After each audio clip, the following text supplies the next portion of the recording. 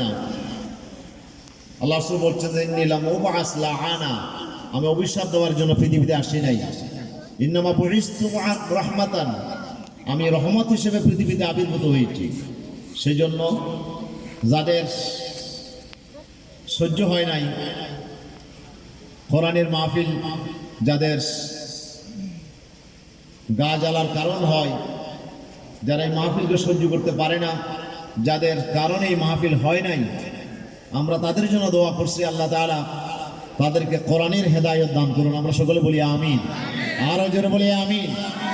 কিন্তু কোরআন এটা এমন এক কিতাব, যে কিতাবকে বাধা দিয়ে কেউ রাখতে পারে না। আবু জেহেল শত চেষ্টা করেছিল এ কোরআনকে পৃথিবীর জমিনে বাধাগ্রস্ত করার জন্য। সে আবু জেহেলের পরিণতি ভালো হয় নাই। শুধু ভালো হয় নাই তা নয়, আল্লাহ তাআলা চরম জিল্লাতে দিয়ে তাকে বদরের ময়দানে আল্লাহ তাআলা দুনিয়া থেকে আল্লাহ তাআলা তাকে চিরবিদায় করে দিয়েছেন। শুধু সেখানেই শেষ নয়, তার ঘরের ভিতরে, তার সন্তানদের ভিতরে আল্লাহ তাআলা কোরআনের সৈনিক তৈরি করে দিয়েছেন। ইকরামা বিন আবু জেহেল, আবু জেহেলের সন্তান ইকরামা, উনি কলমা পড়ে মুসলমান হয়েছে। যে আবু জেহেল কলমার ঝান্ডাকে নিচু করতে চেয়েছিল, তার ঘরেই কোরআনের সেই সৈনিক কর্মী আল্লাহ তাআলা তৈরি করে দিয়েছেন। ঠিক কিনা? কথা বলেন ঠিক কিনা? এভাবে যারা এই কোরআনের বিরুদ্ধে উঠে পড়ে লেগেছিল, ওয়ালিদ বিন মুগীরা, যার শানে আল্লাহ তাআলা কোরআনের আয়াত নাজিল করে আল্লাহ রাসূলকে সে গালি দেওয়ার কারণে আল্লাহ তাআলা তাকে 10টা গালি দিয়েছেন। কয়টা? ওয়ালা তুতিকুল্লা হাল্লাফিন মাহিনিন হাম্মাজিন মাশাইম বিনামিম মান্নাইল লিল খাইরি মুতাদিন আসিম ওয়াতুল্লিম বাদা যালিকা জানিম। আল্লাহ তাআলা তাকে 10টা গালি দিয়েছেন। সর্বশেষ গালি দিয়েছেন তার জন্ম ঠিক নাই। কথা বলেন না, কি ঠিক নাই? আরো জোরে বলেন, কি ঠিক নাই? সে জারুর সন্তান, তার জন্মের মধ্যে সমস্যা আছে, এই কথা আল্লাহ কোরআন দিয়ে কোরআনের আয়াত নাযিল করে বলে দিলেন। সে একে একে গুনে গুনে দেখলো 10টার ভিতরে 9টা তার ভিতরে আছে, কিন্তু জারুর সন্তান যেটা বলা হয়েছে এটা তো সে জানে না। এটার আসল খবর জানবে তার মা। সেই জন্য তার মায়ের কাছে চলে গেল ওয়ালিদ। মার সামনে খোলা তরবারি নিয়ে ধরে বললেন, মা একটু সত্য কথা বল, না হলে তোমার আজকে রেহাই নাই। সুবহানাল্লাহ। বলে কি কথা? বলে মুহাম্মদের জবান থেকে আমরা জীবনে কোনোদিন মিথ্যা কথা শুনি নাই। তার জবান থেকে আজকে যে কথা বলেছে এটাও মিথ্যা হতে পারে না। তুমি সত্যি করে বল আমার আসল বাবাকে। বলে তোমার বাবা মুগীরা হতেন না? মুগীরা তো প্রসিদ্ধ, কিন্তু আসলে আমার বাবাকে, এটা সত্য করে না বললে আজকে তোমাকে রেহাই দেব না। মা বলছে একটু থামো, আসলে তোমার বাবা ছিল নপুংসক, পুরুষত্ব ছিল না। তোমার বাবার ঘরে কোনো সন্তান হয় নাই, তোমার এত সম্পদ বাবার, এগুলো হয়তো হাতছাড়া হয়ে যাবে। এই কারণে আমি একটি রাখাল ছেলের সাথে মিলন হয়েছি, আর সেখানেই তোমার জন্ম হয়েছে। আসলে কথা ঠিক, কথা ঠিক কিনা? সেই ওয়ালিদকে আল্লাহ তাআলা জারুর সন্তান বলে গালি দিয়েছেন। এই ওয়ালিদ সারা জীবন চেষ্টা করেছে, কোরআনের রাজ কায়েমের পথে বাধা সৃষ্টি করেছে, আল্লাহ রাসূলকে বাধাগ্রস্ত করেছে, আল্লাহ রাসূলকে গালিগালাজ করেছে, রাসূলকে পাগল বলেছে, জাদুকর বলেছে। আল্লাহ সুবহানাহু ওয়া তাআলা সেই ওয়ালিদের ঘরে জন্ম নিয়েছেন। সেই ওয়ালিদের ঘরে আল্লাহ তৈরি করে দিয়েছেন খালিদ ইবনুল ওয়ালিদ, যিনি সাইফুম মিন সুয়ুফিল্লাহ, যিনি আল্লাহর তরবারির ভিতরে একটি এমন তরবারি, যেই তরবারি কোনোদিন পরাজিত হয় নাই। জোরে বলি আল্লাহু আকবার, আরো জোরে বলি আল্লাহু আকবার। অসংখ্য যুদ্ধে তিনি ইসলামের পক্ষে সেনাপতির দায়িত্ব পালন করেছেন, ইসলামের জন্য বিজয় ছিনিয়ে এনেছেন। সেই ওয়ালিদের ঘরে খালিদ ইবনুল ওয়ালিদের জন্ম হয়েছে, আবু জেহেলের ঘরে ইকরামার জন্ম হয়েছে। সুতরাং এটি প্রমাণ করে যারা কোরআনের রাজ কায়েমের মধ্যে, কোরআনের শিক্ষা প্রচারের মধ্যে যারা বাধার সৃষ্টি করবে, ওদের স্বপ্ন পূরণ হবে না। কোরআনের মধ্যে কেউ বাধা দিয়ে কোরআনকে রাখতে পারবে না। জোয়ারকে যেমন কেউ বাধা দিয়ে, বেড়ি বাদ দিয়ে টিকিয়ে রাখতে পারে না, এই কোরআনের জোয়ার কেউ টিকিয়ে রাখতে পারবে না ইনশাআল্লাহ। সেই নাস্তিকদের ঘরে, কোরআনের দুশমনদের ঘরে তৈরি হবে কোরআনের সৈনিক ইনশাআল্লাহ। এই জন্য আমরা দোয়া করছি, যারা কোরআনের মাহফিল হতে দিল না, আল্লাহ তাদেরকে হেদায়েত দান করুন। তাদের ঘরে আল্লাহ কোরআনের সৈনিক তৈরি করে দিন। আমিন বলেন, আরো জোরে বলেন আমিন। আল্লাহ তাআলা বলছেন কুল লিল্লাযীনা কাফারু সাতুগলাবুনা ওয়া তুহশারুনা ইলা জাহান্নাম ওয়া বিসাল মিহাদ। আল্লাহ রাব্বুল আলামিন বলছেন সূরা আলে ইমরানের শুরুতে, নবী আপনি বলে দেন লিল্লাযীনা কাফারু, যারা কোরআনের পথে বাধার সৃষ্টি করছে, কোরআন যারা অমান্য করছে, সেসব কাফেরদেরকে আপনি জানাইয়া দেন সাতুগলাবুন, অতি শীঘ্রই তোমরা পরাজিত হবে। কথা কা আল্লাহ বলছেন সাতুগলাবুন, সিন আন করিব বুঝায়, অতি শীঘ্রই তোমরা পরাজিত হবে। বেশি দিন সময় নাই, বেশি দিন সময় নাই, পরাজিত হবে। পরাজিত হওয়ার আলামত কি? পরাজিত হওয়ার আলামত হচ্ছে বিজয় লাভ করা। আল্লাহ বলছেন আমি উহুদের যুদ্ধে মুসলমানদের বিপর্যয় হলো, কাফেরদের উল্লাস যে আল্লাহ রাসূল সহ অসংখ্য সাহাবায়ে ইকরামদেরকে আহত করেছে, 70 জন সাহাবীদেরকে শহীদ করে দিয়েছে। আল্লাহ বলছে এখানে বেশি লাফালাফি করিও না, বেশি লাফালাফি করিও না এই কাফেরেরা।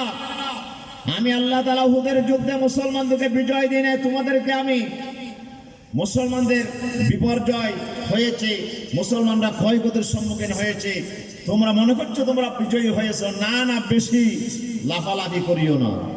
আমি আল্লাহ তাআলা ইসলামের প্রাসাদকে মজবুত করার জন্য, আমি ইসলামের এই ভিতকে মজবুত করার জন্য, যেমন একটা মজবুত বিল্ডিং এর জন্য আপনার কি দরকার? ফাউন্ডেশন, ভালো ফাউন্ডেশন না হলে মজবুত বিল্ডিং তৈরি হয় না। এখানে আপনার সয়েল টেস্ট করে, মাটি পরীক্ষা করে, কি করা হয়? টেস্ট করে আপনার যে ফাউন্ডেশন দেওয়া হয়, এই ফাউন্ডেশনে অনেক তালা বিল্ডিং তোলা হয়।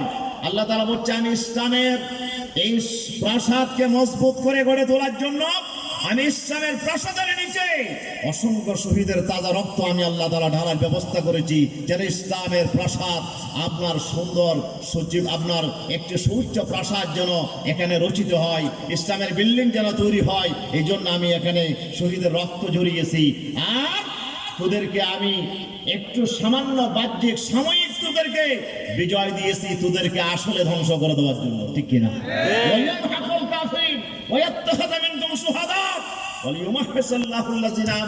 আমি মুমিনদের দুষ্টুমি মাফ করে দিতে চাই, মুমিনদের ভিতর থেকে কিছু মানুষকে আমি শহীদের মর্যাদা দিতে চাই এবং কাফেরদেরকে ধ্বংস করে দিতে চাই। এই জন্য আমি আল্লাহ তাআলা মুসলমানদেরকে ক্ষয়ক্ষতির সম্মুখীন করেছি উহুদের মাধ্যমে, ঠিক কিনা? সুতরাং ইসলামের বিজয়ের পথে তোমরা মনে করছো তোমরা স্বপ্ন পূরণ করতে পারবে, তোমাদের এই স্বপ্ন পূরণ হবে না ইনশাআল্লাহ। ইসলামের বিরুদ্ধে যারা করছো তোদের পরাজয় সুনিশ্চিত, তোদের ধ্বংস সুনিশ্চিত। ইসলামের বিজয় হবে, যেহেতু এই জমিনে রক্ত ঝরেছে অসংখ্য শুহাদায়ে আজমাইনের, ঠিক কিনা? অসংখ্য শহীদের রক্ত এই জমিনে ঝরেছে। এই রক্ত কথা বলে, রক্ত কথা বলে। আল্লাহ তাআলা বলছে রক্ত যাদের ঝরবে জমিন আমি তাদের জন্য লিখে দেই। এই জমিন লিখে দেওয়া হবে ইনশাআল্লাহ কোরআনের সৈনিকদের জন্য, ঠিক কিনা বলে? এই জন্য ইসলামের বিজয় হবে। আগামীকালের সূর্যের উদয় যেমন সুনিশ্চিত, আগামীকাল সূর্যের উদয় যেমন হবেই হবে, ইসলামের বিজয়ের সূর্য উদিত হবে বাংলাদেশের জমিনে ইনশাআল্লাহ। ইনশাআল্লাহ। কথা বলেন ইনশাআল্লাহ। ইনশাআল্লাহ। আরো জোরে বলেন ইনশাআল্লাহ। ইনশাআল্লাহ। আশা আছে না নাই? কথা বলেন আশা আছে না নাই? রাত যত গভীর হয় সেটি বলে দেয় সূর্যের উদয় খুব নিকটে চলে আসছে, ঠিক কিনা? রাতের গভীরতাই বলে দেয় সূর্যের সাদেক বেশি দেরি নয়। সুতরাং আজকে জুলুমের যেই মাত্রা চলছে, এই জুলুম আমাদেরকে বলে দিচ্ছে রাতের এই অন্ধকার বেশিক্ষণ থাকবে না, অন্ধকার পরে আসবে ইসলামের সেই বিজয়ের সূর্য উদিত হবে ইনশাআল্লাহ। সেজন্য আমাদেরকে প্রস্তুতি নিতে হবে, আমাদেরকে সেজন্য সাহস এবং হিম্মত নিয়ে সামনে এগিয়ে যেতে হবে, ঠিক কিনা বলেন তো? এই জন্য আল্লামা ইকবাল বলেন सबक पढ़ो फिर अदालत का शुजाअत का, सबक पढ़ो फिर शुजाअत का, अदालत का, सखावत का, काम लिया जाएगा, काम तुझसे दुनिया की इमामत का। এর যুবক, তোমাকে নেতৃত্ব দিতে হবে। এই জমিনে ইসলামের বিজয় হবে। ইসলামের বিজয় লাভ করার পরে জমিনে তোমাকেই নেতৃত্ব দিতে হবে। এই জন্য তোমাকে এগিয়ে আসতে হবে, তোমাকে আবার শিক্ষা গ্রহণ করতে হবে, সবব করতে হবে, সাহসিকতা, তোমার ইনসাফের, সদাকত কা, আদালত কা, সুজাআত কা, সত্যতার এবং ইনসাফের, ন্যায়ের সবক তোমাকে নিতে হবে। আমানতদারিতার শিক্ষা তোমাকে নিতে হবে, তোমাকে সাহসিকতার শিক্ষা নিতে হবে, সামনে এগিয়ে আসতে হবে। সুতরাং আজকে যে সময় আসছে, আমরা আমার পূর্বে শরীয়তুল্লাহ ভাই আলোচনা করেছেন, আমাদেরকে ইবাদত করতে হবে কার? বলেন তো, ইবাদত করতে হবে কার? গোলামি করতে হবে কার? গোলামি যদি আমরা করতে পারি, দুনিয়াতেও শান্তি, মরণের পরও শান্তি, জান্নাত পাবো। তবে সেই গোলামি করার জন্য তাগুতকে ক্ষমতায় রেখে সেই গোলামি করা সম্ভব না, ঠিক কিনা? তাগুতকে ক্ষমতায় রেখে, তাগুতকে শাসনে রেখে কোন ব্যক্তি পরিপূর্ণভাবে আল্লাহর গোলামি করা সম্ভব। সেজন্য আল্লাহ তাআলা বলছেন, فمن يكفر بالطاغوت ويؤمن بالله فقد استمسك بالعروة الوثقى لا انفصام لها والله سميع عليم। আল্লাহ রাব্বুল আলামিন বলেন, যে ব্যক্তি তাগুতকে অস্বীকার করলো, তাগুতকে অমান্য করলো, এরপরে আল্লাহকে যে মেনে নিল, সেজন্য মজবুত এক রশি ধরলো, যে রশি কোনোদিন ছিঁড়ে যাবে না। দুনিয়াতে, কবরে, হাসরে কোনো সময়ে তার এই রশি ছিঁড়ে যাবে না, আল্লাহর জান্নাত পর্যন্ত তাকে পৌঁছাইয়ে দেবে। আল্লাহু আকবার। এই রশি ছিঁড়ে যাবে না। যদি আপনার তাগুতকে যদি আপনি অস্বীকার করতে পারেন, এরপরে যদি আল্লাহকে বিশ্বাস করতে পারেন, তাগুতকে অমান্য করে আল্লাহর গোলামিকে যদি আপনি গ্রহণ করতে পারেন, তাহলে সেটা এমন এক রশি, যেই রশি ছেড়ে যাবে না, আপনাকে জান্নাত পর্যন্ত পৌঁছাই দেবে। এই জন্য আমরা যদি সত্যিকার গোলামি করতে চাই, তাহলে আমাদেরকে সিদ্ধান্ত নিতে হবে, আমরা কি আল্লাহর গোলামি করব না তাগুতের গোলামি করব? গোলামি হবে কার? বলেন তো, গোলামি হবে কার? এই গোলামের পরিবেশ তৈরি করার জন্য আমাদেরকে সিদ্ধান্ত নিতে হবে। এই গোলামের পরিবেশ কারা তৈরি করবে? কে ভূমিকা রাখবে? আমার বিশ্বনবী এসেছিলেন এই জমিনে, রাসূলুল্লাহকে প্রশ্ন করা হয়েছে, আপনি কেন পৃথিবীতে আসলেন? আপনি কেন পৃথিবীতে আসলেন? রাসূল সাল্লাল্লাহু আলাইহি সাল্লাম বললেন, বুইস্তু লিকাসরিল আসনাম, আমাকে আল্লাহ তাআলা পাঠিয়েছেন আল্লাহ বিরোধী যত শক্তির গোলামি করা হয়, যত দেবতার পূজা করা হয়, সমস্ত দেবতার সেই স্বপ্ন প্রসাদকে ভেঙে গুড়িয়ে দিয়ে আল্লাহর সেই ওয়াহদানিয়তের রাজ কায়েমের জন্য আল্লাহ আমাকে পাঠিয়েছেন, ঠিক কিনা? রাসূল সাল্লাল্লাহু আলাইহি ওয়াসাল্লাম আমাকে মূর্তি ভেঙে দিয়ে, মূর্তির রাজত্ব শেষ করে দিয়ে আল্লাহর রাজত্ব কায়েম করার জন্য আল্লাহ আমাকে পাঠিয়েছেন। রাসূল সাল্লাল্লাহু আলাইহি ওয়াসাল্লাম যে আল্লাহর ইবাদতের সেই পরিবেশ কায়েম করার জন্য আল্লাহ রাসূল যে আন্দোলন করেছিলেন, আর সেই আন্দোলনে সবচেয়ে বেশি ভূমিকা রেখেছিল। আল্লাহ রাসূল বলেছেন, আমার আন্দোলন সফল হতো না, আমার আন্দোলন বিজয় লাভ করা সম্ভব হতো না, যদি না মক্কার জমিনের যুবক তরুণেরা যদি আমার পক্ষে না আসতো। সুবহানাল্লাহ বলবেন না? রাসূলুল্লাহ বলছেন, আমাকে সবচেয়ে বেশি সহযোগিতা করেছেন قد حالفني الشباب وخالفني الشيوخ। বিশ্বনবী বলছেন, মক্কার বুড়া বুড়া মানুষগুলো আমাকে সবচেয়ে বেশি বাধা দিয়েছে। কোরআনের রাজ কায়েমের পথে, আল্লাহর ইবাদতের পরিবেশ কায়েমের পথে আমাকে সবচেয়ে বাধা দিয়েছে মক্কার বুড়া বুড়া মানুষেরা। আর মক্কার তরুণ যুবক যারা ছিল, তারা সবচেয়ে বেশি আমাকে সহযোগিতা করেছে। সুবহানাল্লাহ বলবেন না? যুবকেরা